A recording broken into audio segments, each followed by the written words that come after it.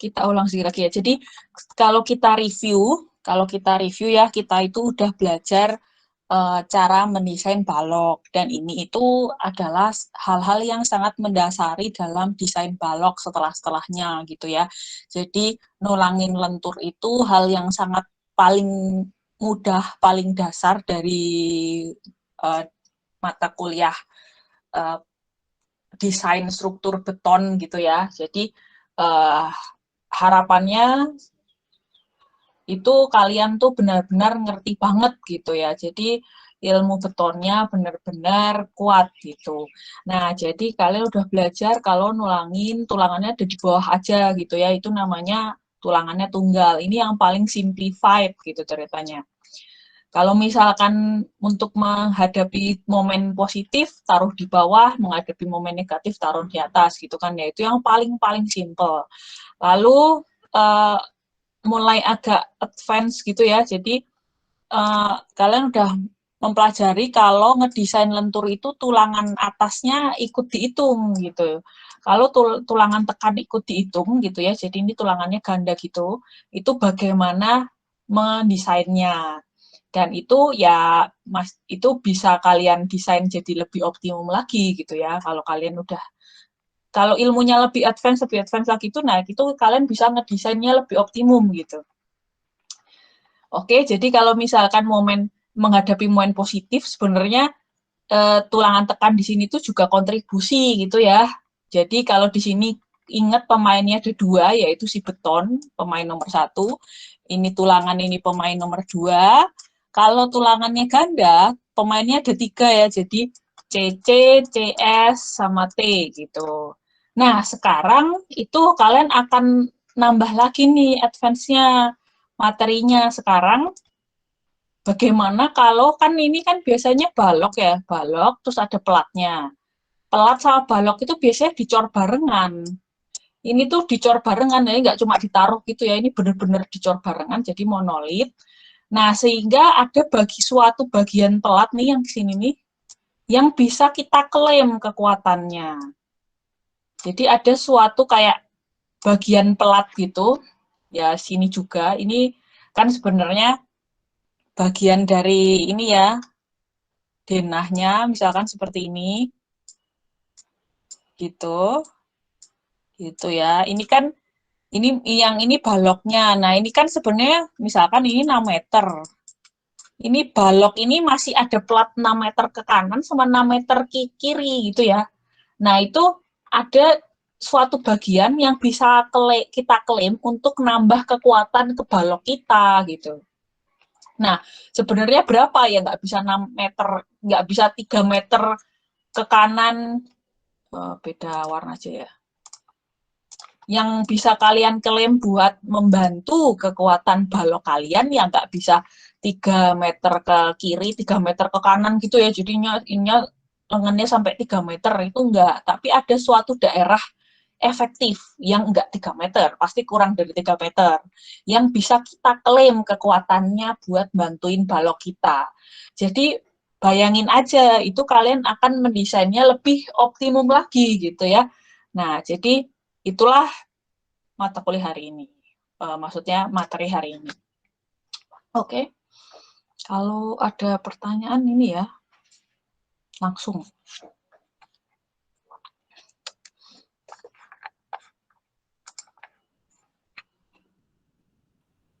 Laras Aprilia bisa minta tolong bacain? Boleh, Bu. Pada saat konstruksi, balok dan pelat dicor bersamaan sehingga keduanya monolit. Karena itu, pelat menjadi bagian sayap dari balok seperti pada gambar 4.1. Gambar 4.2 menunjukkan balok interior yang mengalami defleksi. Pada potongan AA adalah daerah momen positif di tengah bentang, dan potongan BB adalah daerah momen negatif di tumpuan. Di tengah bentang daerah tertekan di bagian sayap, seperti pada gambar 4.2b. Pada kondisi ini, balok berperilaku sebagai balok T, gambar 4.2D. Di tumpuan, daerah tertekan di bagian bawah balok seperti pada gambar 4.2C. Dan balok berperilaku sebagai balok persegi. Oke, thank you Laras.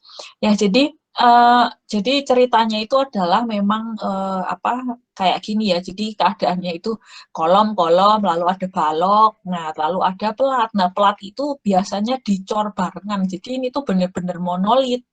Beda sama yang kalian cor baloknya sendirian, terus baloknya udah mengeras, lalu kalian apa pakai pelat precast ditaruh di atasnya, atau jadi cuma ditaruh aja tuh pelatnya. Nah, itu nggak monolit gitu. Cuma rata-rata hampir kalau gedungnya beton bertulang full gitulah ya, itu hampir pasti pasti dia itu monolit, pasti dicor bareng gitu. Jarang-jarang kalian lihat gedung beton gitu lalu pelatnya tuh apa nggak dicor bareng ya, mungkin ada beberapa yang pakai precast gitu ya, pertimbangan tertentu gitu. Nah kalau precast ya nggak monolit ya, tapi ini ceritanya kalau konvensional di mana ngecornya barengan biasanya antara si balok sama si pelatnya, jadi langsung dikasih bodem-bodem gitu, maksudnya dikasih begisting gitu ya, di baloknya dan juga di pelatnya, terus langsung dicor satu lantai gitu biasanya. Nah, karena sebenarnya monolit, jadi bisa dibayangkan kan sebenarnya itu balok kita itu kayak ada kekuatan yang nambah-nambahin gitu. Jadi kan sebenarnya balok kita kan ukurannya ini ya, misalkan ini berapa nih? Oh, 30 kali 20 misalkan. Jadi kan balok kita sebenarnya 30 kali 20. Nah, tapi uh, karena ada si pelat gitu ya, itu tuh lumayan kan, maksudnya ini jadi kayak plat, jadi kayak balok L gitu. Ini monolit nih ceritanya gitu. Jadi kayak balok L, yang bagian balok interior jadi kayak balok T. Nah ini kan lumayan ya, gitu. Ya ini kalau ngitung dari sini misalkan 30 kali 20. Nah, tapi kalau mau ngitung sampai atas kan misalkan berapa? 20 kali 40 misalkan ya, 40 ini dari sini ke sini. Ya, tapi kan ini sayap ini kan eh, bisa membantu kekuatan si balok kita gitu. Karena dia tuh sangat, ya dia kan attach gitu ya, dia tuh attach dan dia monolit gitu. Jadi sebenarnya kita bisa ngitung-ngitung nih, wah lumayan nih, lumayan buat ngitung nambah-nambah kekuatan gitu ceritanya. Nah, kalau kalian ngedesainnya balok L gini atau balok T kayak gini, jadi sayapnya si pelat itu dihitung gitu, sayapnya si pelat dihitung gitu, itu apa desain kalian ya jadi lebih optimum kan, karena ya ada bagian dari pelat yang bisa kita klaim jadi seolah-olah dia bagian dari balok gitu. Dan memang perilakunya uh, memang ada suatu bagian ini itu yang memang dia itu apa ya, kalaupun crack itu juga kan biasanya bisa ya crack, tapi ada suatu bagian yang dia itu benar-benar attach ke balok gitu, jadi bisa kita klaim lah gitu ceritanya. Mungkin kalau kita klaim sampai setengah bentang ini, misalkan ini 3 meter, ternyata nggak bisa ternyata, jadi memang di sini bakal crack gitu ya, jadi nggak bisa ngeklaim sampai setengah pelat gitu, nggak bisa. Itu ada bagian tertentu nih yang boleh kita klaim lah istilahnya. Nah, jadi ceritanya kayak gitu, terus apa? Jadi ceritanya itu tadi yang dijelasin Laras itu adalah seperti ini. Jadi secara kenyataannya gitu ya, mereka itu kerjanya kayak barengan banget gitu, karena mereka kan bener-bener dicor bareng ya, terus attach gitu kan. Nah, jadi kenyataannya itu ketika ini ya ada suatu BIM gitu kan ya, di sini ada platnya gitu, itu kenyataannya yang kejadian kayak gini nih. Jadi kan biasanya di tumbuhan kan momen negatif. Nah ini makanya retak-retak di sini nih, gitu kan. Lalu di lapangan momen positif, ini retak-retaknya di sini. Lalu di tumbuhan lagi retaknya di atas gitu ya. Jadi bentuknya kayak gini kan, momen negatif, momen positif, momen negatif lagi gitu. Nah, jadi kayak gini, mereka tuh geraknya bareng-bareng, kerjanya beneran bareng-bareng gitu. Si sayapnya itu juga ikutan gitu. Kenyataan itu kayak gitu. Nah, sehingga kalau kita lihat secara ininya ya, desainnya, kan kita kan struktur beton bertulang ya, kita kan belajar mendesain ini beton bertulangnya ya. Nah, itu di sini misalkan ini panjang efektif ya, ini B ini adalah panjang efektifnya yang nanti bisa kita klaim, yang tadi nggak bisa 3 meter ke kanan, 3 meter ke kiri ya. Nah, itu di sini akan menjadi kalau misalkan dia ini ya, apa namanya, di tumbuhan ya, oh ini di lapangan, sorry, ini di lapangan. Ini potongan A masuk ke sini gitu ya. Nah, itu berarti kan yang atas jadinya kan momen positif ya, tersenyum kan, momen positif, yang atas jadinya ketekan kan gitu. Nah, jadi yang kejadian dari section yang terjadi di section ini nih, kayak gini nih. Si compression zone-nya itu si bagian sayapnya ikutan gitu. Ya kan, bayangin aja nih kalau misalkan kalian nggak ngeklaim si sayap ya, ini compression zone-nya kan pasti ke bawah kan, pasti akan lebih gede gitu ya. Nah, dengan adanya sayap yang ikut bantuin, nah compression zone-nya jadi segini doang. Gitu. Nah, terus habis itu uh, uh,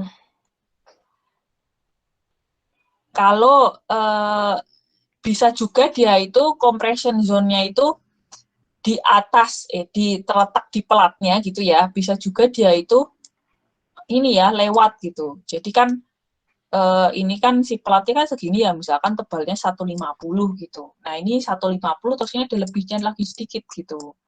Nah, gitu. Jadi bisa gini, bisa juga gini. Nah, kapan ya kita harus cari netral aksisnya ya. Jadi netral aksis seperti biasa dicari. Kita harus tahu daerah tertekan tuh gimana. Kan netral aksis tuh si C kan. Si C ini, si ini ya, ini berapa daerah ketekannya, berapa compressionnya gitu kan. Nah, itu bisa ada si netral aksis itu bisa ada di atas atau bisa ada di bawahnya si pelat. Nah, intinya adalah kesetimbangan sigma H sama dengan 0. Seperti itu. Terus habis itu kalau misalkan dia itu di tumpuan ya, kalau di tumpuan dia kebalikannya ya. Kalau di tumpuan berarti dia itu di bagian pelatnya itu, sayap-sayapnya itu jadi kan cemberut ya. Jadi atas tarik, bawahnya ketekan. Makanya yang bagian ini compression zone-nya di bawah, yang atasnya ketarik. Nah, keuntungannya adalah di pelat itu ada tulangan-tulangan pelat. Ini kan sebenarnya tulangan pelat ya ini. Ini bisa kita suruh bantuin tahan tarik yang di atas gitu. Jadi kan lumayan kan, bayangin aja kalau misalkan ini lengannya berapa ya? Berapa? Berapa? 300 misalkan, 300 mili misalkan. Lalu si tulangan pelat itu di di ya anggap aja di berapa? Di 16.200 aja. Ya udah 150 aja deh. Kan ini dapat dua ya. Dapat dua. Ya ini mungkin gambarnya nggak ini ya. Gitu. Jadi kalau misalkan ininya jarak 100 ya ini dapat 3 nih tulangan kalian gitu. Tulangan si pelat yang bisa kita anggap ikut bantuin lah ngeklaim buat nahan momen negatif, menahan tarik yang di atas kan lumayan tuh tulangan pelat bisa kita klaim gitu. Jadi untungnya kayak gitu tuh. Gimana kira-kira? Ada pertanyaan nggak? Nah, sekarang adalah jadi berapa sih lebar yang boleh kita klaim gitu ya. Jadi sekali lagi kita nggak bisa ngeklaim seenaknya, kayak misalkan jarak antar balok itu 6 meter, oh ya udah deh 3 meter pelat ke kanan, 3 meter pelat ke kiri gitu ya. Jadi ininya 3 meter ke kanan, 3 meter ke kiri ditambah B balok. Jadi berapa tuh? 6, anggap aja B-nya 200 gitu kan, udah 6,2 meter. Kan ya itu kan, nah itu nggak bisa tuh kayak gitu. Jadi kita nggak bisa ngeklaim seenaknya si pelat, si sayapnya ini. Jadi berdasarkan penelitian gitu ya, dan udah masuk ke code, udah masuk ke SNI 2847 atau SCI 318. Nah, inilah lebar efektif sayap yang bisa kita klaim. Muhammad Fardin bisa bacain? Bisa, Bu. Okay. Lebar efektif sayap. Gambar 4.3.A menunjukkan distribusi tegangan maksimum tekan akibat momen lentur positif. Tegangan terjadi pada bagian plat atau sayap balok. Untuk keperluan analisis dan desain, lebar efektif sayap diasumsikan selebar BE. Lihat pada gambar 4.3.B, di mana pada sayap selebar BE mengalami tegangan secara merata yang memberikan gaya tekan yang mendekati sama dengan yang sebenarnya terjadi di daerah tekan. SNI 2847 pasal 2.12 yang mengacu pada ACI kode sek 8.12 memberikan ketentuan lebar efektif sayap pada balok T dan balok L sesuai gambar 4.4. Oke, thank you Muhammad Fardin. Jadi itu ya tadi ya, jadi kita tuh nggak bisa ngeklaim seenaknya semua pelat kita klaim gitu, nggak bisa kayak gitu ya. Jadi peraturan ini ya, sekali lagi kita tuh taat peraturan. Kalau orang struktur itu sangat taat peraturan. Jadi tapi sekali lagi peraturan sebenarnya bisa kita langgar asalkan bisa kita buktikan dengan judgement gitu ya ceritanya. Nah jadi tapi kalau kalian nggak mau repot-repot buktiin, ikutin aja aturannya gitu ceritanya ya, gampangannya.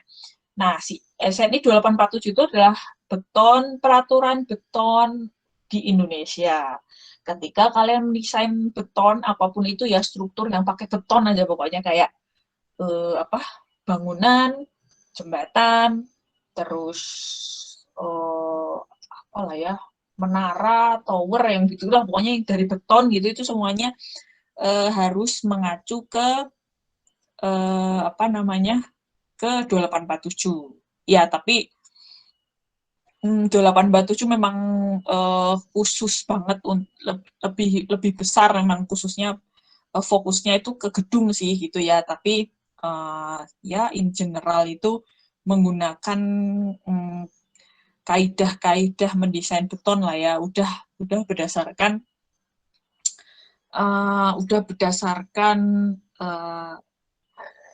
yang diturunkan gitu, maksudnya udah berdasarkan penelitian gitu ya, terus kira-kira jadi intinya adalah sebenarnya pengetahuan kita berkembang ya, jadi ada orang yang neliti, oh ternyata bisa crack gitu kan, lalu ternyata ada orang lagi yang neliti, oh bisa diimprove bagian sini, oh ternyata rumus yang kemarin kurang konservatif, oh ternyata rumus yang ini bisa menimbulkan kegagalan ini dan seterusnya gitu, dan itu tuh itu semua jadi rekomendasi desain gitu ya, jadi disitulah peran terdahulu gitu, jadi kita itu dikasih batas-batasan gitu, itu sebenarnya ada artinya semua karena udah di hasil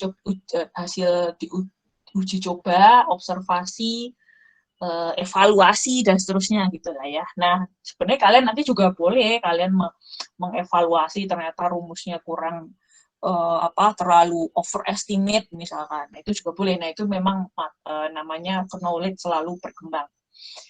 Nah jadi di pasal ini ya, ini buat beton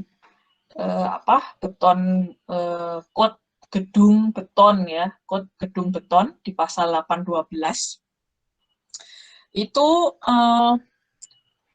identik sama ACI code ya, ACI-nya 318 ya. Itu section 812 gitu ya, pasal 812 gitu.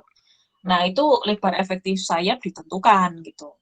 Nah, jadi ceritanya adalah tadi yang dijelasin sama Muhammad Fardin tuh, ceritanya itu sebenarnya kayak gini, distribusi tegangan tekannya kayak gini. Nah, terus buat didesain gitu ya, kita pakainya jadi kayak gini, jadi cuma selebar BE aja. Jadi sekali lagi, kalau ini misalkan 6 meter gitu ya, nggak bisa kita 3 meter diklaim semua, yang 3 meter ke balok ini, 3 meter ke balok ini, nggak bisa gitu ya, itu sebesar BE doang gitu. Nah, jadi bisa ngeklaim berapa ini ceritanya. Jadi kalau dianya balok eksternal ya, itu BE itu adalah yang terkecil dari BW itu ini ya, BW, ditambah clear transverse span. Ya, ini clearest transverse span tuh ini ya, dari sini ke sini nih. Jadi bentang transversal tapi yang neto gitu kan ya. Dibagi 2 gitu ya. Berarti ya ini ya, segini nih bagi 2. Nah, lalu BW ditambah 2 HF, itu half length ya. Sama BW ditambah L per 12. Nah, ini harus ambil yang minimum gitu. Kalau misalkan dapatnya dapatnya berapa ya? 320 gitu. Ya udah harus 320 ini yang BE-nya gitu. Jadi ambil yang minimum ya gitu. Nah, sama juga buat yang ini balok internal ya. Balok internal tuh pakainya ini. BW harus minimum dari BE harus minimum dari BW plus 2 kali clearest transverse span bagi 2. Terus ya sama dengan total transversal span lah ya. Terus BW ditambah 2 kali 8 HF sama L per 4. Nah, ini harus ambil yang minimum. Ya udah gitu. Jadi ini nggak bisa diklaim ya. Bagian ini nggak bisa diklaim, ini nggak bisa diklaim. Cuma bagian yang ini aja yang kita klaim buat membantu.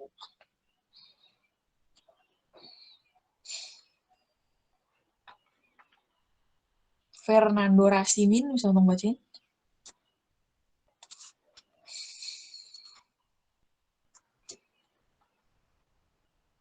Fernando ada? Halo. Ya, oke. Ya. Analisis momen nominal balok T. Analisis dibagi menjadi 2 kasus bila tinggi blok tegangan tekan lebih kecil atau sama dengan ketebalan sayap, maka rumusnya yang kedua adalah bila blok tegangan tekan lebih besar daripada ketebalan sayap. Kasus pertama yang bila tinggi tegangan balok tekan lebih kecil atau sama dengan ketebalan sayap, seperti pada gambar 4.5. Analisis dengan balok penampang persegi, maka pengerjaannya yang pertama asumsi A sama dengan beta dikali C atau tinggi netral. Yang kedua asumsi tulangan tarik leleh. Yang ketiga hitung tinggi tegangan tekan dengan persamaan A sama dengan AS atau luas tulangan dikali FY tegangan leleh per 0,85 dikali FC prime dikali BC. Ya, oke. Jadi oke lah ya, sampai sini dapat idenya kan. Jadi sebenarnya ada bagian pelat yang bisa kita klaim kekuatannya gitu. Jadi lumayan lah, anggap kayak wah ada tabungan yang bisa dimanfaatkan nih gitu ya. Idenya adalah kayak gitu ya. Jadi sekali lagi kalau ngedesain dan di mata kuliah saya kalian harus tahu kenapanya ya. Jangan apalin rumusnya, pokoknya dapatkan idenya tuh, benang merahnya tuh, why-nya gitu ya. Gitu. Jadi oke deh, jadi kita mau dengan kayak gitu kan menguntungkan tuh, terus kita bisa ngedesain lebih optimum gitu kan. Kalian sebenarnya bisa tuh ngedesain cuma kotak doang gitu ya, kalian bisa nih ngedesain cuma gini doang. Tapi kan bayangin aja nih kan lumayan ya tuh, lumayan kan, lumayan. Jadi anggap aja ada tabungan yang lumayan buat kita pakai nih gitu. Nah, kalau kalian bisa ngedesain semua dengan optimum, kan desain kalian jadi ya optimum, jadi lebih ngirit. Owner pasti lebih suka gitu ya.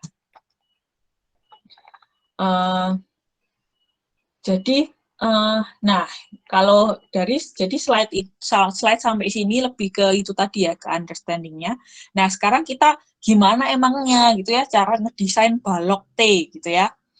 Nah, sekali lagi kalau ngomongin lentur pasti tujuan kita itu MN ya, MN. Nah, gimana sih cara mendapatkan MN dari balok T gitu ya, atau balok L gitu. Nah, seperti yang udah kita singgung di awal, garis netral itu bisa ada di pelat. Ini kayak gambar yang ini. Ya, ini kan batas tekan sama tariknya ada di pelat nih gitu ya, garis netral ada di pelat atau lebih dari pelat. Nah, jadi ada dua kasus nih. Ada dua kemungkinan sebenarnya, ada dua kemungkinan. Bisa kejadian yang A, bisa kejadian yang ini, bisa kejadian yang B, bisa kejadian yang B, bisa kejadian yang D. Nah, jadi caranya ngitung ya kita juga harus ini memperhatikan ada dua possibility itu gitu ya. Tadi yang udah dijelasin sama Fernando Rasimin itu. Jadi kondisi satu, kalau tinggi blok tegangan tekan lebih kecil atau sama dengan ketebalan sayap. Jadi intinya adalah ini ada di pelat sayap ya. Garis netralnya ada di pelat sayap. Ya lebih tepatnya A ya, bukan C-nya ya, yang A kan A. Terus habis itu kalau A-nya itu lebih dari ketebalan sayap, yang gambarnya D tadi ya gitu. Nah sekarang kita cobain dulu, kita misalkan dulu, kita cobain ngitung pakai kasus 1 gitu. Nah jadi kalau misalkan kita asumsiin dulu kayak kita anggap dulu lah dia itu kasus 1 gitu kan. Nah, berarti kan ya udah A itu terletak di kurang dari HF, ya kan? Karena ini kan masih asumsi ya, makanya tulisannya ini asumsi.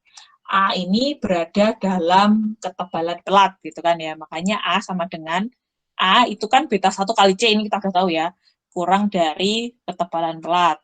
Nah, lalu kita juga asumsikan tulangan tariknya leleh, karena kita tuh memang kalau ngedesain harus ini ya, under reinforce ya, tulangan tariknya harus leleh duluan. Jadi epsilon S harus lebih besar dari epsilon Y. Dan ini semua juga kalau asumsi-asumsi harus dibuktikan ya. Nah, terus habis itu pakai kesetimbangan sigma H sama dengan 0 kan? Sigma H sama dengan 0.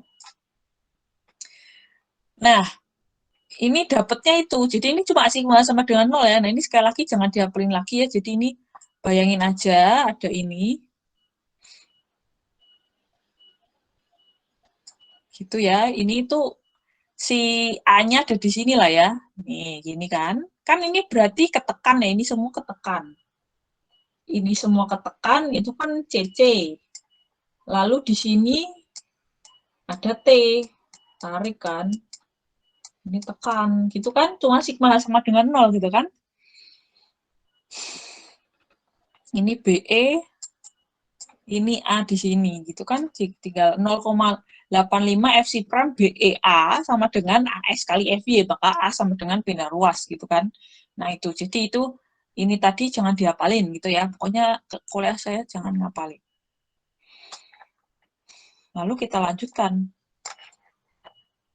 Kalau ada pertanyaan langsung aja ya. Moza bisa membacain? Moza Destita Pasya. Bisa, Bu. Oke. Yang keempat, periksa A lebih kecil sama dengan HF. Bila tidak memenuhi, maka masuk kasus kedua. Periksa ES lebih besar sama dengan EY. Lalu yang keenam, hitung momen nominal dengan persamaan berikut. MN sama dengan AS dikali FY dikali dalam kurung D min A per 2 kurung tutup. Ya oke, thank you Moza. Ya jadi dari rumus ini kita bisa hitung ya A-nya berapa. Kalau misalkan ternyata ada HF-nya 150 tapi kok A-nya 200 kan jelas-jelas dia nggak ada di ini ya. Ini kan misalkan ketebalan pelatnya 150. Ternyata dari hasil ini kalian ngitung hasilnya 200 kan berarti lebih dari ini dong, pasti di sini kan. Ternyata di sini nih. Gitu kan, berarti kalian bukan kasus 1.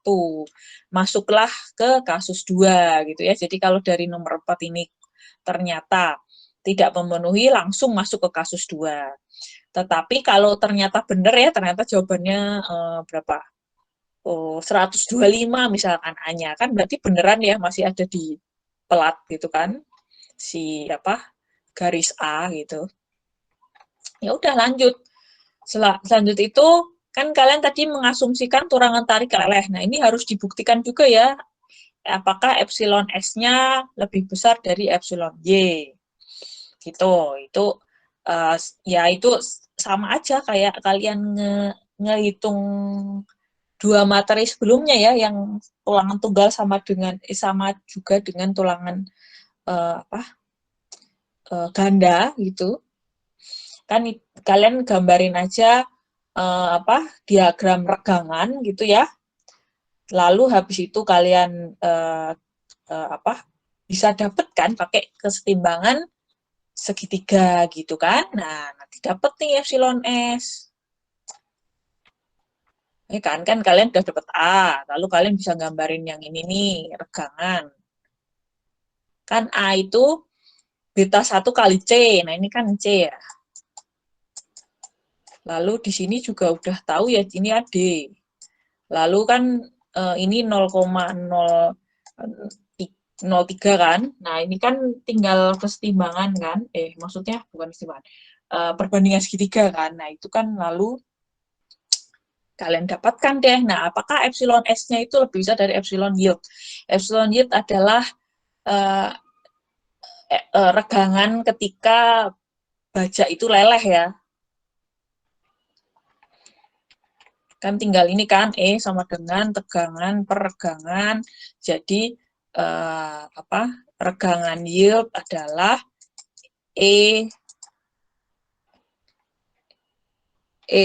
tegangan dibagi 200.000 ya, dibagi E. Gitu. Ini adalah tegangan yield ya, gitu. Jadi, dapatlah kalau misalkan lebih besar dari epsilon yield, berarti dia leleh. Ya udah lanjut ya. Kalau misalkan enggak, ya berarti nggak bisa pakai asumsi ini ya, nggak bisa pakai rumus ini nih, nggak bisa pakai F yield ya. Harus pakai FS. Mana tadi? Ya ini ya, harus pakai FS. Lalu habis itu tinggal bikin ini kan, bikin ini kurva tegangan, terus habis itu bikin kurva gaya gitu kan. Lalu MN-nya sekali lagi ini nggak usah ngapalin, ini tinggal sigma momen di titik manapun, mau di titik sini, mau di titik sini, atau mau di titik sini, terserah. Dalam kasus ini dia ada di titik C nih, makanya dia tinggal T ini kan T dikali lengannya ke C, ke CC ini lengannya berapa, ini kan tinggal D minus A/2. Ya udah deh, jadi gampang kan, gampang.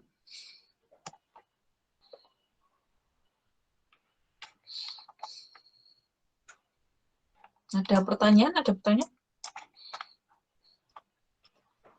Michael Samuel, bisa tolong baca?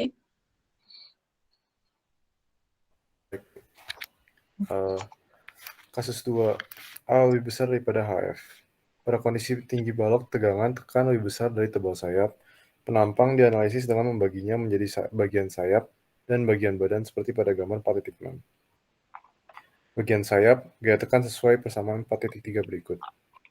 CCF sama dengan 0,85 FC aksen dalam kurung BE min BW tutup kurung HF. Bagian badan, gaya tekan sesuai persamaan 4.4 berikut. CCW sama dengan 0,85 FC aksen BW kali A.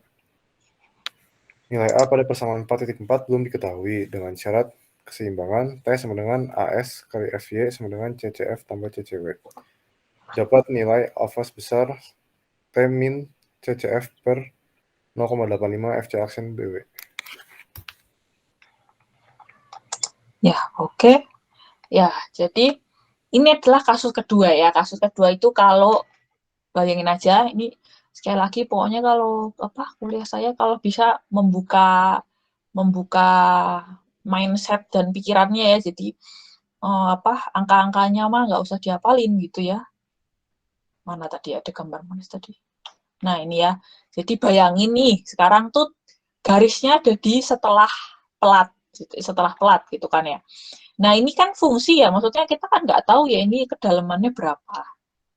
Gitu kan, sedangkan ini fix, ini udah tahu kita ketebalan pelat. Jadi idenya kayak gini nih, jadi saya selalu kasih tahu idenya dulu ya, kayak main road-nya gitu jadi. Nah, jadi ini kita udah tahu ya, ini juga ukurannya udah jelas ya. Cuma bedanya kalau ini kan BE ya, kalau mau menuju ke sini nih, kalau lewat dari TF, ininya udah nggak BE lagi, tapi BW kan, gitu. Jadi ininya beda nih, si B-nya. Nah, jadi idenya adalah gimana kalau kita kunci aja yang bisa dikunci gitu ceritanya tuh. Kita kunci aja yang bisa dikunci. Nah, ini kan ini sesuatu yang bisa dikunci nih. Bagian sini kan luasan A gitu kan. Gitu kan. Lalu di sini juga luasan A gitu kan. Gitu. Ini kita kunci aja. Jadi dia tinggal jadi berubah jadi bilangan gitu. Jadi bilangan, bukan variabel gitu. Nah, sisanya ini kita pakai BW aja gitu kan ya. Si BW ini mempunyai suatu kedalaman yang kita nggak tahu, yang kedalamannya itu akan kita cari. Nah, itu idenya adalah kayak gitu, ide buat kasus kedua. Makanya tadi yang dijelasin sama Michael Samuel tadi ya, Michael Samuel tadi memperkenalkan kan kalau kita belajar itu kan biasanya pemainnya T gitu kan ya, lalu ada CC kan. Nah, sekarang CC-nya itu di breakdown, ada CC-nya Flans sama CC-nya Web gitu. Nah, CC-nya Flans ini suatu yang udah fix nih. Udah fix banget, ini kan semua fix ya. FC prime kita tahu, BE kita tahu, BW tahu, HF tahu gitu. Jadi ini tinggal ini kita kunci aja karena angkanya fix. Nah, yang kita masih variabel, kita nggak tahu itu kan si A ini. Dialah CCW. Oke, jadi CCW itu yang ini ya. Yang biru deh. Ya, ini CCW nih segini nih yang kotak. Ini CCW. Yang merah ini adalah CCF yang bisa kita kunci karena luasannya udah jelas-jelas fix gitu ya, ngapain kita repot-repot gitu, tinggal si biru aja ini yang masih dalam fungsi A gitu ya, jadi masih dalam variabel yang kita akan cari A-nya berapa gitu. Ya udah kayak gitu aja tuh, kuncinya kayak gitu, gampang kan. Lalu pemainnya ada 3 nih, tinggal sigma H sama dengan 0. Sigma H sama dengan 0 ya berarti T sama dengan CCF ditambah CCW, kayak gitu aja kan. Lalu sama lagi habis itu caranya kan. Jadi intinya sih sebenarnya cuma pemainnya siapa, sigma H sama dengan 0, dapat A, lalu gambar segitiga regangan, cek leleh atau enggak. Gitu-gitu kan, kalau leleh lanjut lagi gambar tegangan yang ini, tegangan diintegralin jadi gaya. Lalu gaya ini di sigma momenin di titik manapun, dia hasilnya akan sama. Jadi kalian nggak harus sigma momen di di C gini ya, ini kan sigma momen di C. Mau sigma momen di T silahkan, jadi tinggal CC dikalikan dengannya, itu hasilnya juga sama. Gitu ya. Jadi seperti itulah beton. Jadi jangan dihafalin, tapi fondasi kalian yang dikuatin gitu ya. Ya udah deh, ini cari A gitu kan ya. Kalau kita lanjut ya. Tapi itu secara garis besar udah saya kasih main map-nya ya. Gracia Kelestella bisa membaca? Bisa, Bu. Cek A lebih dari HF, tinggi garis netral dapat diperoleh dengan C sama dengan alfa per B1.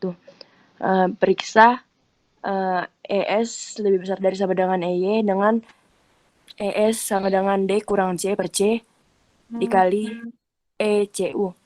Momen nominal diperoleh dari persamaan berikut. MN sama dengan CCF dikali D kurang HF per 2 ditambah CCW dikali D dikurang A per 2. Persamaan 4.7A. Bila tulangan tekan diperhitungkan, maka momen nominal menjadi MN sama dengan CCF dikali D dikurang HF per 2 ditambah CCW dikali D dikurang A per 2 ditambah CS dikali D dikurang D aksen persamaan 4.7B. Ya, oke. Thank you, Gracia Kelestella Angelin. Nah, jadi ya tadi ya seperti yang udah tadi disinggungkan, habis dapat A udah bisa ngitung C, C-nya langsung ke segitiga regangan. Ini juga rumus perbandingan sudut kan ya, perbandingan segitiga ya. Jadi nggak usah dihafalin juga. Lalu ternyata oh iya bener tulangannya leleh gitu kan, bisa lanjut ke itu apa diagram gaya ya, ini cuma keseimbangan momen gitu ya.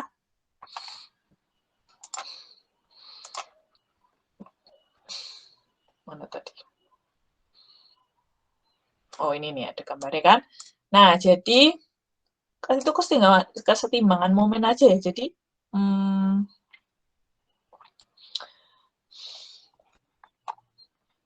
ini CCF kan ya, CCF.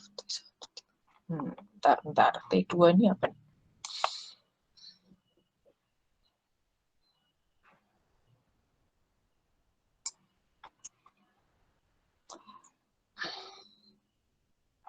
Ya, jadi ini sebenarnya gimana ya? Ini gambarnya itu apa? Sebenarnya apa kalian malah bingung? Jadi ini sebenarnya bisa digambar jadi satu juga aja sih. Jadi misalkan intinya tuh kan ada si punyanya CCF nih di sini ya, CCF. Ada punyanya CCF. Nah, itu kan pasti ya bekerjanya ada di tengah-tengah lah ya. Gitu kan. Nah, ini kan bekerja di HF/2 ya. Jadi ini pasti ada CCF nih di sini. Nah, terus langsung ini yang bagian sini itu ada CCW yang pasti kerjanya adalah setengah A dong, gitu kan. Ya, anggap aja di sini lah gambarnya setengah A. Ini misalkan ya ini CCW. Lalu habis itu ini ada yang T di, ya ini pusat gaya juga ya. T di sini. Ya udah, lalu kan tinggal ini ya, tinggal sigma momen ya, dimanapun boleh ya, di sini boleh, berarti kan CCW dikalikan ini nih jarak ke sini, muternya ke sana kan, ditambah lagi muternya masih searah ya, berarti CCF dikalikan lengannya dari sini ke sini. Gitu. Mau di titik keseimbangan di sini juga boleh, berarti T dikalikan lengan ke CCW dan minus kan beda arah soalnya ya. Sama ya. Oh ya, sama berarti positif ya. Ditambah CCF dikalikan jarak nih dari CCF ke CCW. Mau desimalkan ke sini juga boleh. Pokoknya terserah kalian gitu ya. Nah, ini kebetulan dia ini kesetimbangannya sigma momennya ada di titik T, makanya rumusnya kayak gini. Tapi kalau mau ada di titik CF atau mau di titik CW sama aja hasil akhirnya. Jadi sekali lagi nggak harus pakai rumus ini gitu ya. Gitu. Nah, kalau misalkan ada pemain satu lagi nih, tulangan tekan. Ya udah sebenarnya itu tadi ya, gambarin aja nih kayak gini nih.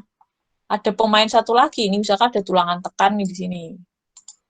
Ya, di as tulangan tekan ini ada satu lagi ya, set gitu. Namanya CS gitu. Jaraknya pasti di aksen ya, sekali lagi kan kita udah belajar ya, kalau aksen tuh punya tulangan tekan. Ya udah, kesetimbangan momen aja gitu ya. Itu makanya rumusnya pakai yang ini gitu ya. Oke. Ini kalau misalkan kalian ngapalin ya, kalian tuh nanti suruh ngedesain harus buka slide lagi gitu. Tapi kalau misalkan kalian ngerti gitu, ini tanpa pegang slide aja, tanpa buka SNI, maksudnya tanpa buka textbook beton lah ya, itu nanti kalian bisa turunin sendiri gitu. Jadi ini ya ini ngapalin aja juga malas juga sih gitu. Jadi intinya adalah kalau kalian tahu kenapanya, itu rumusnya keluar sendiri gitu ya. Sekali lagi, nggak harus pakai rumus yang ini, silahkan sigma momen di titik manapun.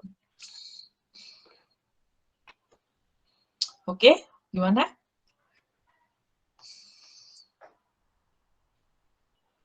Sebenarnya sih kalau pemainnya ada 4 sama CS ya, ini tuh sigma H-nya harusnya tambahinnya mulai dari sini nih, jadi tambah lagi CS ya. Nah, jadinya itu tadi ya, A-nya langsung masuk ke sini gitu. Cuma jadinya kalian harus lebur juga ke materi yang slide tulangan tekan gitu ya. Karena tulangannya nggak leleh kalau CS gitu.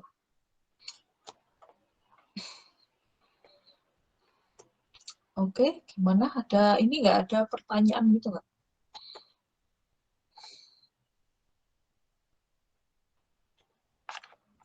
Nggak ada, lanjut nih. Jehan Zafira bisa ngomong bacain? Bisa, Bu. Tulangan minimum disyaratkan sama dengan penampang balok persegi, tetapi untuk balok T dengan bagian sayap tertarik, tulangan minimum adalah sebesar persamaan 4.8 sesuai SNI 2847 pasal 10.5.2. HS min sama dengan akar FC aksen dibagi 2FY dikali BW dikali D, dan AS min sama dengan akar FC aksen dibagi 4FY dikali BF dikali D di persamaan 4.8, di mana BF sama dengan lebar bagian sayap. Oke, thank you, Jehan. Ya, Jehan Zafira Priadi. Nah, jadi tadi ya intinya adalah materi besarnya sampai situ gitu kan ya. Nah, ini tuh nambahin lagi nih, jangan lupa ketika kita itu selalu kalau di peraturan ada yang namanya tulangan minimum. Jadi bisa jadi ternyata butuhnya ternyata gayanya ecek-ecek nih, terus butuhnya benar-benar cuma di 10 1 biji gitu kan ya. Nah, itu jangan lupa kita harus kasih tulangan, kita tuh harus kasih beton tulangan minimum gitu. Walaupun ternyata butuhnya D10 1 biji buat melawan momen gitu, tapi ada yang namanya tulangan minimum. Ini semua buat ngelawan creep dan kawan-kawan gitu ya, suhu dan kawan-kawan gitu ya. Jadi kita harus cek dulu tulangan minimumnya berapa. Bisa jadi dari sini butuhnya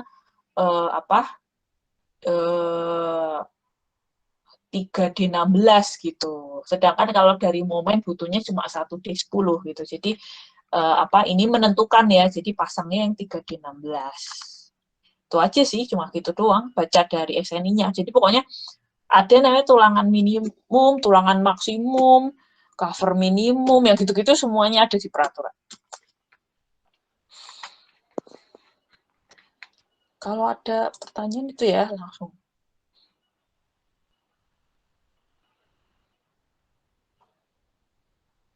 Raden Mas Blasius bisa membacain? Baik, Bu. Ya. Contoh menentukan lebar efektif sayap. BE lebih kecil sama dengan L per 4 sama dengan 8.000 per 4 sama dengan 2.000 mm. BE lebih kecil sama dengan BW ditambah 2 kali 8 HF sama dengan 300 ditambah 2 dikali 8 kali 125 sama dengan 2.300 mm. BE lebih kecil sama dengan BW ditambah 2 dikali 3.000 dikurangi BW bagi 2 sama dengan 300 ditambah 3.000 dikurangi 300 per 2 sama dengan 3.000 mm. Ambil nilai minimum di antara nilai di atas. Ya, oke.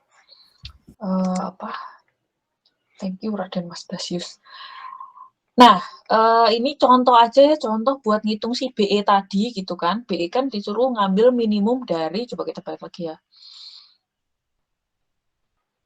Ya, jadi misalkan ini ceritanya itu balok internal ya, balok internal, terus berarti kan yang ini ya, yang bagian kanan.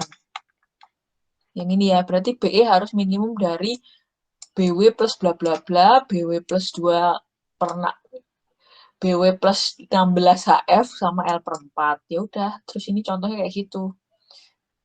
Yang dicontohin sama Raden Mas Blasius tadi. Jadi BE kurang dari L per 4 itu 2000 dapatnya. Kalau yang pakai rumus ini dapatnya 2300. Yang pakai yang rumus yang ini dapatnya 3000. Nah, ambil yang minimum berarti pakai yang 2000 gitu ya. Kan lumayan ya 2 meter tuh. 2 meter tuh lumayan kan. Kan balok nggak nyampe 2 meter kan. Nah, itu lumayan tuh kita bisa ngeklaim 2 meter tuh kan. Segini 2 meter. Nah, seperti itulah ngedesainnya. Jadi kalau makin advance kita ngedesain, hasilnya lebih efektif, efisien, lebih ngirit gitu. Karena kita owner pasti maunya ngirit. Ngirit tapi tetap aman gitu kan ya. Ya udah, contohnya kayak gini. Ya ini ya, jadi ini tadi ngitung dari sini. Jadi ini misalkan udah denah kayak gini, bentangnya 8 meter, kan L per 4-nya kayak gini nih. Lalu ini juga BW kan baloknya ya. ya ukuran baloknya 300, berarti B-nya balok 300, lalu nih HF-nya 125, oh ini ada slab thickness 125 gitu kan ya, ya udah dapetnya segini. Kalau pakai rumus yang ini dapetnya 3000. Ya, seperti itu. Contohnya adalah seperti itu ya. Nah, sehingga buat yang apa namanya? Sekali lagi kan buat yang di tumpuan ini buat yang di A ini kan lapangan ya, ini kan lapangan, yang ini kan tumpuan. Ini kan pasti tersenyum ya, kalau lapangan itu pasti dominan momen positif nih, kalau yang di tumpuan pasti dominan momen negatif. Nah, makanya yang di lapangan kayak gini, tulangannya ya ini tulangan si balok kan, ini juga tulangan atas si balok. Tapi kita ngeklaim si daerah tertekan dari si ini apa si pelatnya gitu. Nanti kita akan ngeklaim itu gitu ya. Terus apa? Ya udah deh kayak gitu. Jadi kayak gitu. Ini berarti pemainnya ada ya ini tergantung ya. Kalau misalkan apa ininya apa A-nya ada di tebal pelat, berarti pemainnya ada 3 ya. C C gitu ya, lalu CS, ini yang ini ada 2D22 ini, terus ada ada T. Kalau misalkan apa A-nya sampai bawah, pemainnya nambah sedikit ya, ini jadi CCF sama CCW. Jadi 4 pemainnya kan. Terus kalau itu kalau momen positif gitu kan ya. Nah, sekarang daerah negatif nih, momen negatif, cemberut ya, berarti kan atas ketarik. Nah, atas ketarik ini kita bisa ngeklaim setulangan-tulangannya gitu. Ya ini sebenarnya mau diklaim sama tulangan-tulangan juga boleh sih bagian CS. Ya, tapi nggak signifikan lah signifikansinya gitu. Tapi kan kalau bayangin aja ada, jadi kalau ada tulangan, kalian klaim tekannya kan lebih nggak signifikan daripada tarik nih, lalu kalian klaim tulangannya gitu. Tapi ya sebenarnya bebas sih. Mau diklaim tekannya juga boleh nih di tulangan-tulangan pelat ini kalian klaim tekannya juga boleh gitu ya. Bantuin CS jadinya nanti. Nah, tapi akan lebih signifikan lagi kalau yang dia ini di tumpuan ya. Jadi si tulangan-tulangan pelat itu kalian klaim buat nahan tarik di tumpuan. Gitu deh. Jadi kan lumayan nih buat nahan tarik dia jadi apa?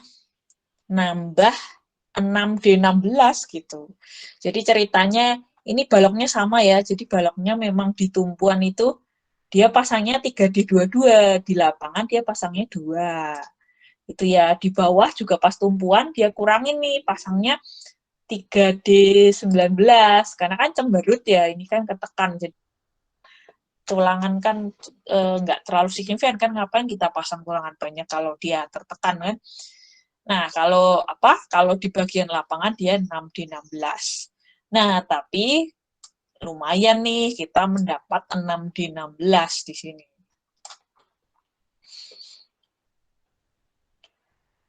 Oke, gimana? Ada pertanyaan kah? Terus ya udah kalian ngitung penampang seperti biasa ya kayak tadi ini. Yang ini. Asumsiin dulu kasus 1, kalau dia enggak berarti kasus 2. Lalu jangan lupa pokoknya sigma H sama dengan 0. Lalu habis itu regangan, terus habis itu gambarin tegangannya, gambarin gayanya, sigma momenin. Udah gitu aja terus.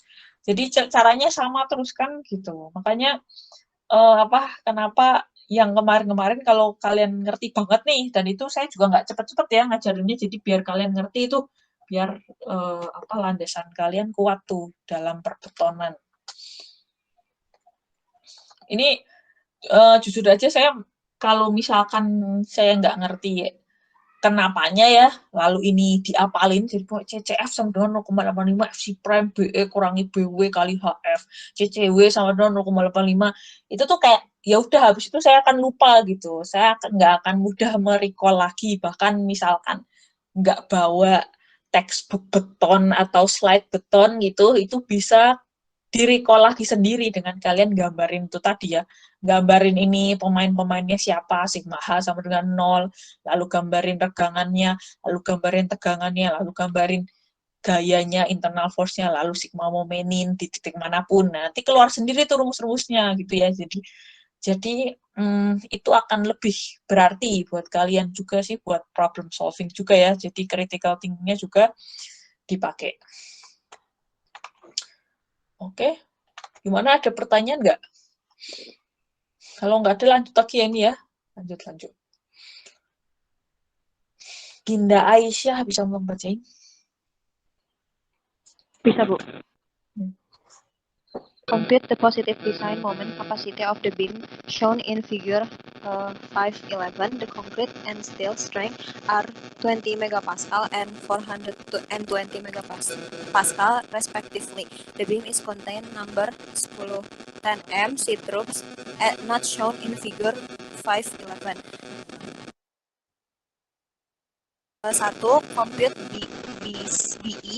Assume this beam is an isolated beam in which the flange is used to increase the area of the compression zone. For such a beam, ACI code section 8.12.4 states that the flange thickness shall not be less than 1/2 the width and the web, and that the effective flange width shall not exceed 4 times the width of the web. By observation, the given flange dimension satisfy this limit. Thus, BE equals 500 mm. Number 2, compute D equals 910 mm as shown in figure 511A. 3. Compute A. Assume that the compression zone will be rectangular. Accordingly, A equals AS FY dibagi 0,85 FC prime dikali BE equals 3000 dikali 420 per 0,85 kali 20 kali 500 sama dengan 148 mm. Ya, oke. Thank you Dinda Aisyah Aulia.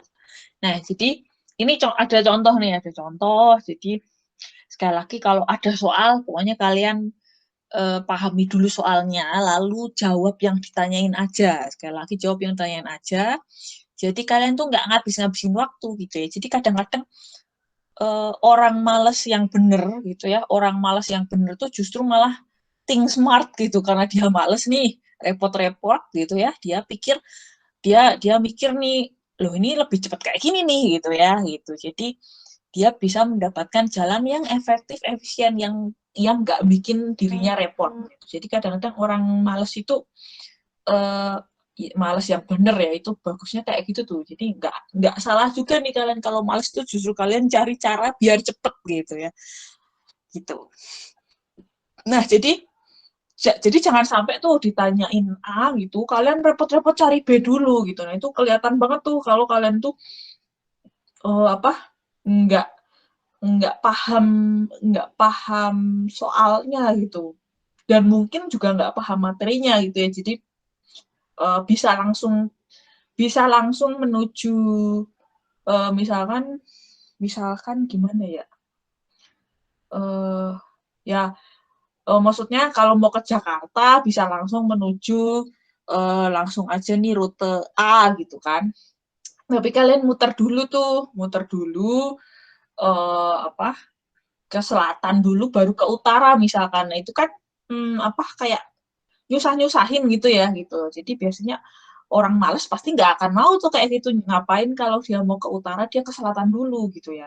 Dia pasti akan langsung cari cara yang lebih efektif, efisien. Nah gitu. Jadi ada untungnya juga tuh kalau kalian males, tapi caranya kalian jadi kreatif gitu ya. Itu males yang bener. Nah jadi ceritanya kayak gitu tuh. Jadi kalau ada soal, kalau ditanya A, jangan repot-repot nyari B gitu. Karena B aja nggak ditanyain gitu ya. Nah, jadi ini contohnya soalnya tuh nyuruh momen positif gitu ya. Ya, MN momen positif gitulah ya. Dari BIM yang BIM-nya itu udah dikasih gambarnya ya. Jadi maksudnya kalian nggak ngedesain BIM-nya dari nol. Jadi misalkan dimensinya berapa, tulangannya harus berapa. Nah, ini ceritanya existing nih, BIM-nya existing.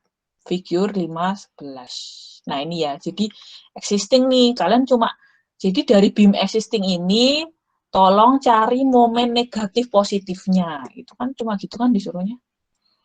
Lalu selanjutnya informasi tambahan aja, 20 mpf C prime, 420 F yield, lalu habis itu stirupnya pakai tulangan nomor 10M gitu ya. Gitu. Ya udah deh. Ya udah kan jelas ya, berarti dia mau ke Bogor. Gitu kan jelas kan. Jadi ya udah kalian langsung aja cari cara menuju Bogor gitu. Nggak perlu itu dulu ya, muter-muter dulu. Nah, sekarang ya udah ini kan gambarnya gini ya. Ya ini kebetulan BE-nya udah dihitung sih. Nah, ini tapi dijelasin ya. Isolated T-beam. Ya udahlah ya. Ini SCI bilangnya BE itu harus gimana gitu kan ya. Nah, ya udah.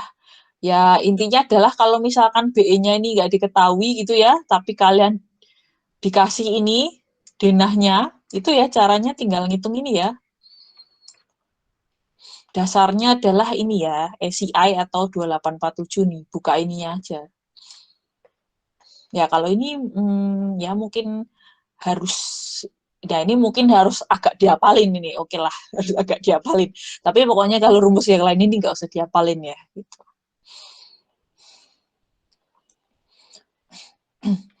Nah, terus habis itu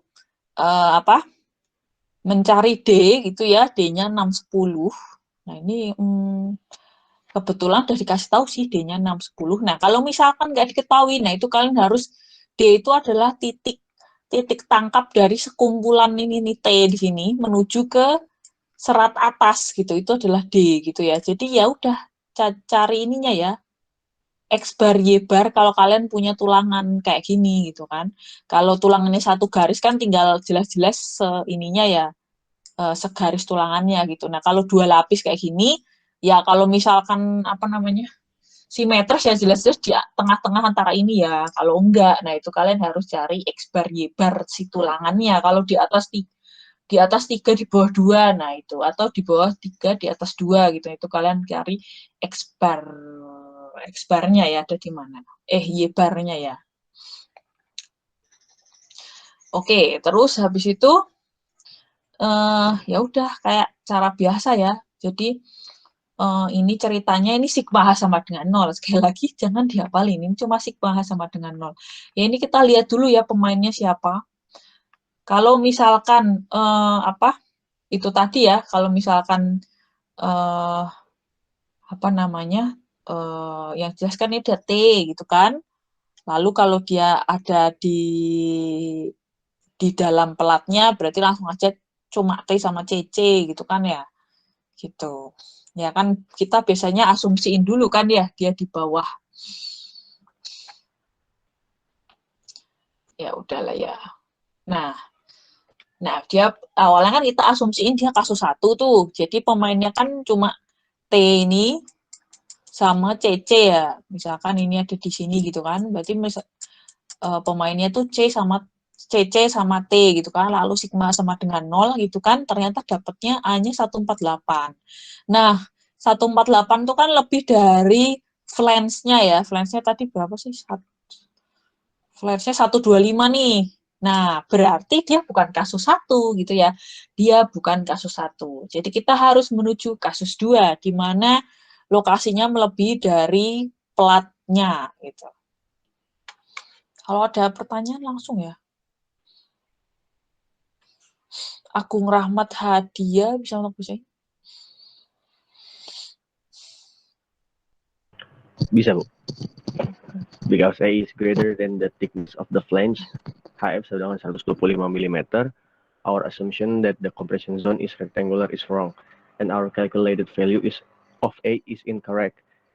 It therefore is necessary to use the case 2 analysis procedure discussion section 4.8 and artificially break the section into two beams shown as beam F and beam W in fig 448C and D respectively. 4. Analysis of MN for the flange section with A lebih dari HF, the compression force in beam F is given by equal 436 as CCF sama dengan 0,8 FC prime dikali BE dikurang BW dikali HF sama dengan 0,85 dikali 20 dikali 500 dikurang 250 dikali 125 sama dengan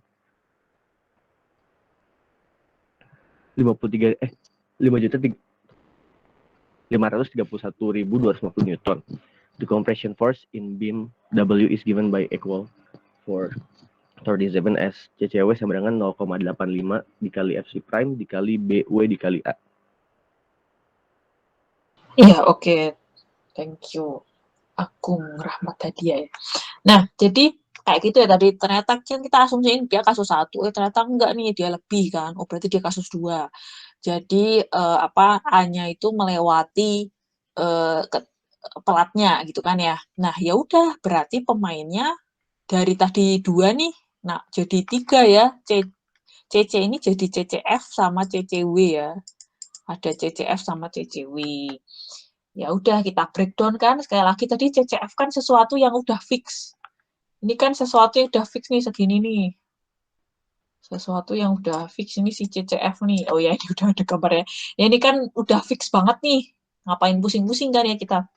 Jadiin aja dia tuh suatu bilangan gitu kan ya. Jadi ya udah namanya CCF. Nah, ini yang masih dalam variabel nih si CCW.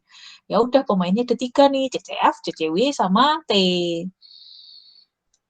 Ya udah nih ngitung CCF juga. Ini juga sebenarnya nggak usah dihafal ya, tinggal 0,85 FC prime BE. Ini kan sebenarnya dari beton ya. Gitu kan. Terus ya udah ini tuh bersihnya harus dikurangin sama ini nih. Ya udah gini. Ini kan sebenarnya 0,5 FC prime AB, inget gitu kan rumus yang blok beton itu kan. Jadi ya ini kan B, ini kan A-nya gitu. Jadi A-nya ini udah fix HF, B-nya ini yang udah fix doang yaitu BE kurangi BW gitu doang. Jadi si ininya cuma luasan ini nih. Luasan ini dikalikan 0,85 FC prime. Ya udah gitu doang. Nah, terus CCW 0,85 FC prime BWA ini juga tinggal rumus kayak biasa ya. Gitu. Kayak kita 0,85 FC prime BA gitu kan sama tuh. Di sini BW ini A. Nah, terus pemainnya ada 3 tadi, yang dilakukan adalah sigma H sama dengan 0. Jadi gitu terus kan ya. Jadi konsepnya tuh terus-terusan kayak gitu. Jadi itu kalau kalian sekalinya udah dapet benang merahnya itu ya udah tinggal gitu-gitu aja terus gitu kan. Jadi cincai itu masalahnya. Evelyn Lo bisa ngomong bacain?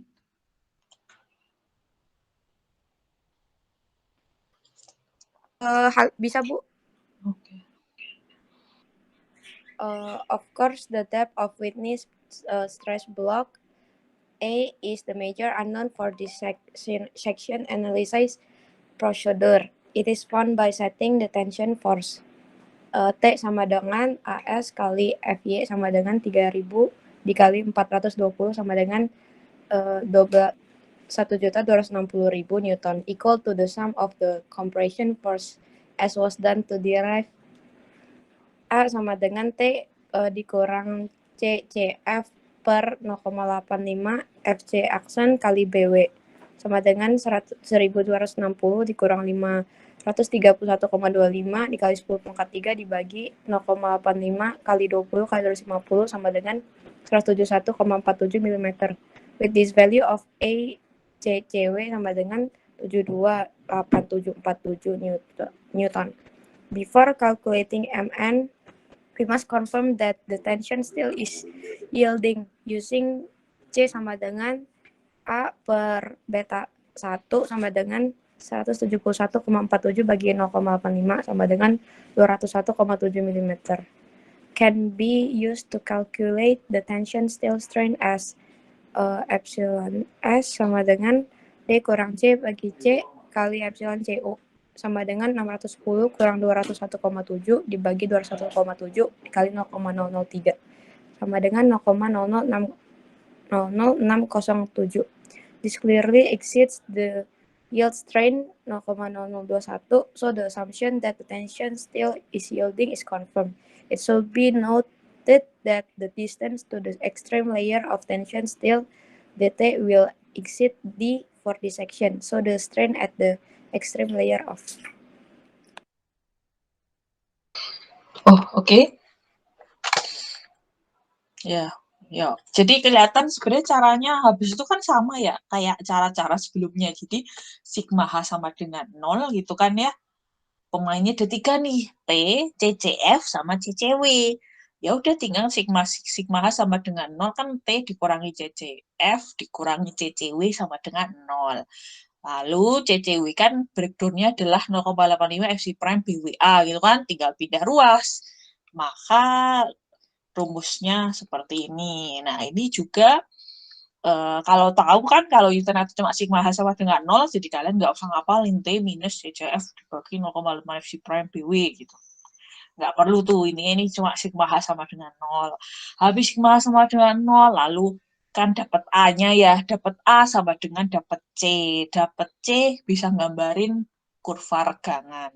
Kurva regangan bisa digambar, lalu bisa pakai persamaan segitiga gitu kayak perbandingan segitiga gitu ya. Jadi dapatlah rumus yang ini. Ini juga nggak usah diapalin. Kalau kita gambarin segitiganya langsung keluar sendiri rumusnya kan. Nah, ternyata dapatnya epsilon S-nya sekian. Nah, sedangkan epsilon yang buat leleh itu 0,021. Oh ya, berarti leleh kan gitu ya. Jadi ya udah kita bisa lanjut. Kalau dia nggak leleh, jangan pakai F yield. Berarti kita nggak bisa pakai di rumus ini nih, ini nggak bisa pakai F yield. Pakainya FS gitu ya. Oke, gampang kan ya, gampang. Jovian, Seniwan bisa ngebacain.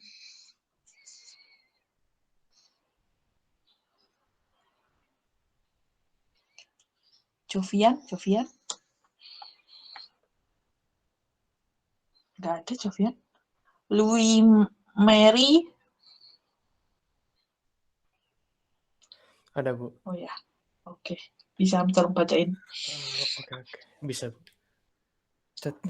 Tension still epsilon T will exceed epsilon S, thus epsilon T exceeds 0.005, making this a tension control section with V equal to 0.9. Using equation 439 to calculate Mn. Mn sama dengan CCF dikali D kurang HF per 2 ditambah CCW dikali D kurang A per 2. Lalu Mn sama dengan 531.250 dikali 610 kurangi 125 per 2 ditambah 728.747 dikali 610 dikurangi 171,47 per 2 yang hasilnya 672,8 kN/m. Dan Vmn sama dengan 0,9 kali 672,8 yang hasilnya 605,5 kN/m. Yang 5, check whether AS more than equal AS min. AS min sama dengan akar FC aksen per 4F FY dikali BW kali D. Sama dengan akar 20 bagi 4 kali 4, 20 dikali 250 dikali 6, 10. Yang hasilnya 406 mm kuadrat. Lalu AS min sama dengan 1,4 per FY dikali BW dikali D sama dengan 1,4 per 420 dikali 250 dikali 610 yang hasilnya 508 mm kuadrat. AS sama dengan 3000 mm kuadrat yang lebih besar dari AS min. Yang kesimpulannya oke. Ya, oke. Thank you, Louis. Nah, jadi caranya juga masih sama ya, udah leleh. Kita bisa ke gambarin diagram tegangannya, lalu integral dari tegangan adalah gaya, jadi kita bisa gambarin diagram gayanya, lalu ini adalah sigma momen di titik kemanapun. Nah, ini kebetulan rumusnya adalah sigma momen di titik T, gitu ya. Tapi kalau mau sigma momen di titik CCF, boleh. Sigma momen di titik CCW juga boleh, gitu ya. Sehingga hasilnya seperti ini. Lalu PMN-nya sekian, gitu. Lalu ini sebagai tambahan aja, AS-nya harus lebih besar dari AS minimum, dan emang ternyata lebih besar daripada AS minimum. Ya udah deh, gitu. Ya udah gitu, dia kan cuma nyuruh kapasitas momen positif kan, ya udah dapet sih 605,5.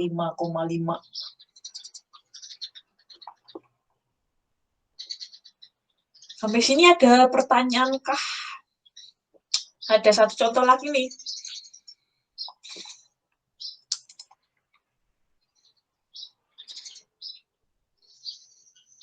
Thomas Rahmat Daily, bisa mau bacain?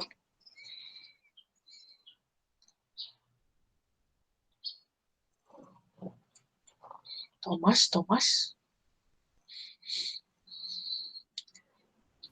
Oh iya, hadir, Bu.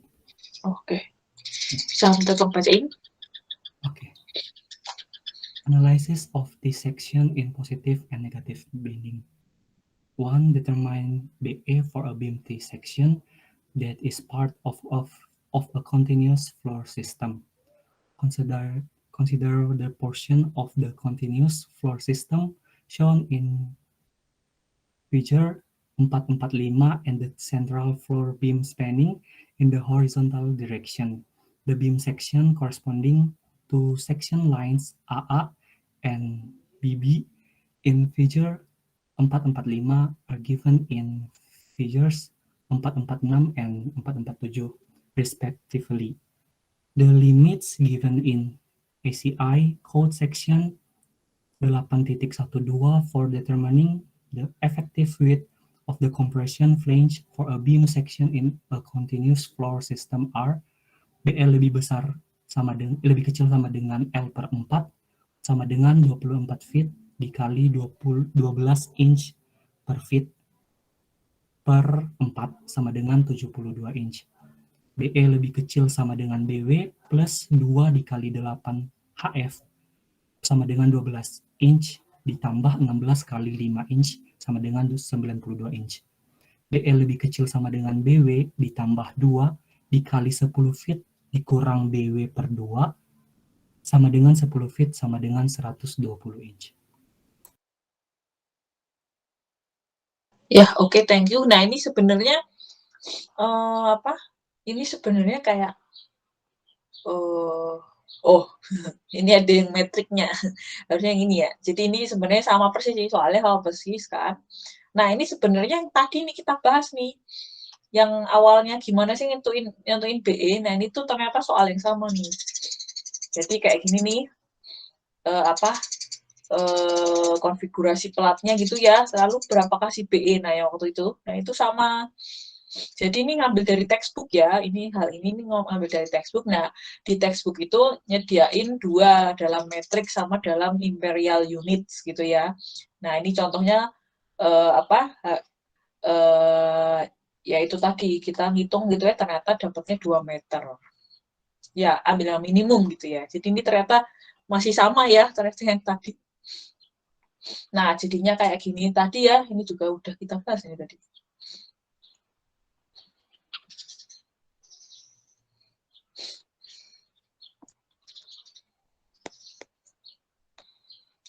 Mas Adli, bisa mau bacain?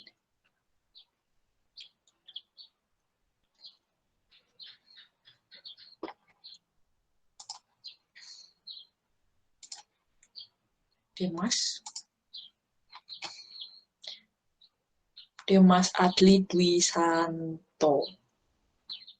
Ada nggak? Nggak ada. Erich Marcelino, bisa mau bacain? Bisa, Bu. Okay.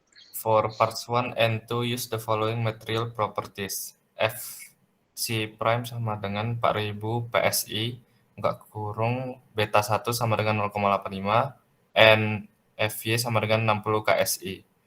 2. For the T-section in figure 446, calculate VMN and AS min for the given section. AS sama dengan 6 dikali 0,6 inci pangkat 2 sama dengan 3,6 inch pangkat 2, and A aksen S sama dengan 2 dikali 0,79 inci pangkat 2 sama dengan 1,58 inci pangkat 2. For a typical floor system, mid-span sections are subject to positive bending and sections near the end of the span are subject to negative bending. The beam section in figure 446 represents the mid-span section of the floor beam shown in figure 445 and thus is subject to positive bending. The tension reinforcement for this section is provided in 2 layers. The minimum spacing required between layers of reinforcement is 1 inci. AC code section 7.6.2, thus the spacing between the centers of the layers is approximately 2 inci. Assuming the section will include number 3 or number 4 stir up, it is reasonable to assume that the distance from the extreme tension edge of the section to the centroid of the lowest layer of steel is approximately 2,5 inci. So the distance from the tension edge to the centroid of the total tension reinforcement is approximately 3,5 inci. Thus the effective flexural depth, D, and the distance from the top of the section buka kurung compression edge to the extreme layer of the tension reinforcement, DT, can be calculated to be D sama dengan 24 inci kurang 3,5 inci sama dengan 20,5 inci, dan DT sama dengan 24 inci dikurang 2,5 inci sama dengan 21,5 inci. Ya, oke. Jadi ini tuh sebenarnya ini adalah ngejelasin sih dari ini ya, dari kan kita udah tahu ya ini tadi kalau di bagian A itu kan momen positif tuh, di bagian B itu momen negatif dominannya kan, ini cemberut, ini tersenyum gitu kan ya. Nah, sectionnya itu kayak gini nih. Nah, ini tuh jelas-jelasin juga menentukan D ya, menentukan D sama DT. DT itu kan sebenarnya extreme layer ya, karena dua tulangannya itu 2 baris kan gitu. Jadi gimana ngitung D sama DT-nya ya. Gitu. Nah, jadi ya sebenarnya karena ini simetris sih, jadi kan ini tinggal jaraknya pasti tengah-tengah. Gitu. Gitu aja sih. Jadi ini ngejelasin, ini juga sebenarnya ini panjang ngejelasinnya. Jadi mid-span subjected to positive bending gitu kan. Lalu di end span negatif.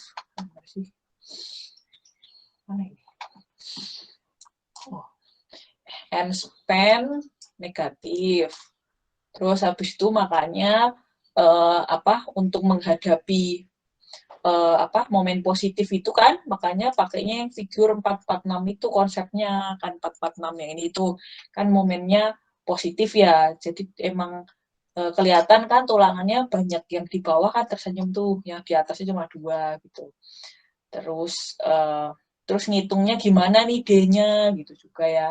Terus habis itu nah ini dia jelasin tuh minimum spacing. Nah itu minimum spacing tuh dijelasin ya. Jadi pokoknya kau tuh ngaturin maksimum agregat, minimum tulangan, ukuran minimum tulangan terpasang ya, pokoknya minimum maksimum yang segalanya itu diatur tuh di code. Jadi walaupun sekali lagi kalau bebannya ecek-ecek dan kita itu gitu, tapi kita nggak bisa tuh ngasih tulangan cuma sedikit atau ngasih tulangan dempet-dempet yang gitu-gitu ya. Itu semua udah berdasarkan studi-studi terdahulu. Kalau tulangan terlalu dempet atau terlalu jauh itu ada konsekuensinya gitu. Makanya intinya adalah si code itu kayak Holy Bible-nya kita lah. Kalau kita nggak mau repot-repot baca aja gitu ya. Harusnya jaraknya berapa sih buka quote. Harusnya maksimum berapa sih buka quote gitu aja. Nah, itu dia jelasin kalau spacing antar layer, antar lapis tulangan, kan ini 2 lapis ya, itu 1 inch. Berdasarkan dari ACI ya, ACI 318. Terus antar senternya itu 2 inch, makanya kalau kalian mau pasang 2 layer gitu, ya mau nggak mau harus 2 inch kan ya berarti ya. Gitu, terus ya udah ini habis itu tadi sih dia jelasin lagi. Berarti masangnya harus kayak gini sehingga jarak D akan seperti ini dan jarak DT akan seperti ini. Gitu. Ya udah, itu cuma jelasin itu bagian tadi. Sampai sini ada pertanyaan?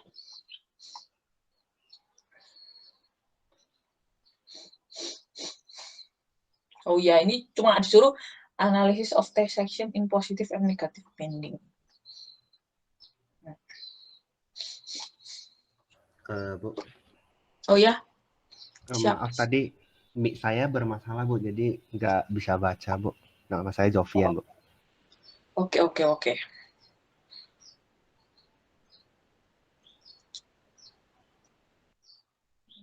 Kalau ada pertanyaan nggak habis ini?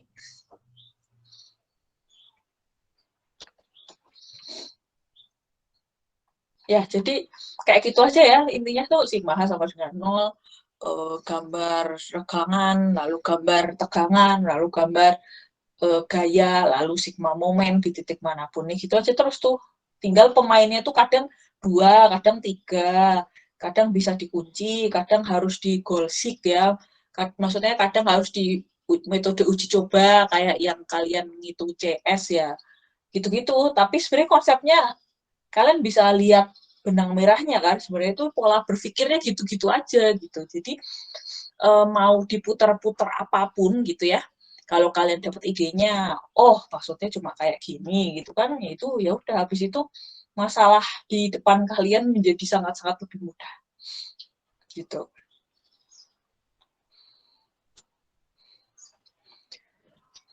Oke, nggak ada pertanyaan nih, nggak ada pertanyaan.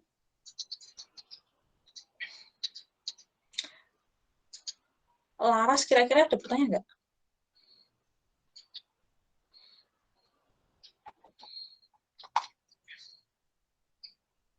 Gimana? Laras, ada pertanyaan nggak? Belum ada, Bu. Oh, oke. Ya, sudah. Nah, setelah itu, kalian ada tugas nih ya, ada tugas masalahnya tentang ini, tentang balok T aja gitu. Terus dikumpulin besok jam 24. Jadi silahkan aja, pokoknya take your time gitu ya, seperti biasa. Review-review sedikit juga boleh, silahkan aja gitu ya. Ya udah, terus habis itu kalian praktekkan tuh di soalnya gitu. Nah, sebenarnya soal tuh bisa banyak macamnya ya, bisa kalian disuruh desain dari nol, lalu bisa aja kalian udah ada penampangnya lalu ngitung kapasitasnya, atau bisa aja ya intinya secara garis besar kayak gitu ya. Ini secara garis besar kayak gitu, kadang-kadang pertanyaannya suruh nyampe momen nominal kapasitas misalnya, momen kapasitas misalnya, maksudnya kapasitas BIM misalkan, atau momen nominal doang gitu, atau pertanyaannya apakah BIM mampu ditahan, yang gitu-gitulah. Jadi secara range soal ada beberapa lah ya kayak gitu. Nah, setidaknya kalian cobain satu gitu berdasarkan materi hari ini gitu, dan itu soalnya gampang banget gitu, itu bener-bener gampang banget. Jadi waktunya itu sangat-sangat bahkan mungkin kalian kerjain setengah jam aja kayaknya nggak nyampe deh. Jadi pokoknya tapi biar jadi tugas aja gitu ya, lalu dikumpulin. Saya tunggu sampai jam 24 malam gitu. Nanti kumpulin di IDE aja ya.